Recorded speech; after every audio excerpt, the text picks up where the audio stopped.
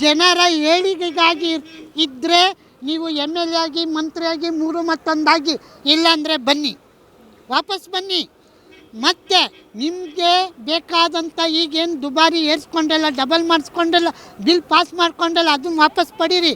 ಒಬ್ಬ MLA ಜನಪ್ರತಿನಿಧಿ ಆದವನು ಅವನಿಗೆ ಯಾವುದೇ ರೀತಿ ದುಡ್ಡು ತಗೊಳ್ಬಾರ್ದು. ಸರ್ಕಾರದಿಂದ ಯಾವುದೇ ಸಕಲ ಸೌಲಭ್ಯತ್ತು ಬೇಡ. ನಿಮಗೆ ಬೇಕಾಗಿರೋ ರಕ್ಷಣೆ ಇಷ್ಟೊಂದು ಪೊಲೀಸ್ಗಳು ಏನಿಗೆ ಬೇಕು? ಆ ಪೊಲೀಸ್ಗಳು ಇಲ್ಲಿದ್ದರೆ ದಿನನಿತ್ಯ ನಡೀತಕ್ಕಂಥ ವ್ಯಭಿಚಾರ, ಅತ್ಯಾಚಾರ, ಕೊಲೆ ಸುಲಿಗೆಗಳು ಕಡಿಮೆ ಆಗುತ್ತೆ. ಒಂದು, ನಿಮಗೆ ಬೇಕಾಗಿರೋ ಐಷಾರಾಮ್ಯ ಕಾರುಗಳು, ನಿಮಗೆ ಬೇಕಾಗಿರೋದು AC ರೂಮ್ಗಳು, ಮತ್ತು ನೀವು ತಿಂತಕ್ಕಂಥ ಅದೆಲ್ಲ ಕಡಿಮೆ ಮಾಡಿ, ಜನರ ತೆರಿಗೆ ದುಡ್ಡು ಕಡಿಮೆ ಮಾಡಿ, ಏನು ಅಭಿವೃದ್ಧಿಗೆ ಹಾಕಬೇಕು ಕೆಲಸನ ಸೃಷ್ಟಿ ಮಾಡಿ. ಪ್ರತಿಯೊಬ್ಬ ಒಂದು ಮನೇಲಿ ಕನಿಷ್ಠ ಇಬ್ಬರಿಗಾದರೂ ಕೆಲಸ ಸಿಗೋ ಹಾಗೆ ನೋಡ್ಕೊಳ್ಳಿ.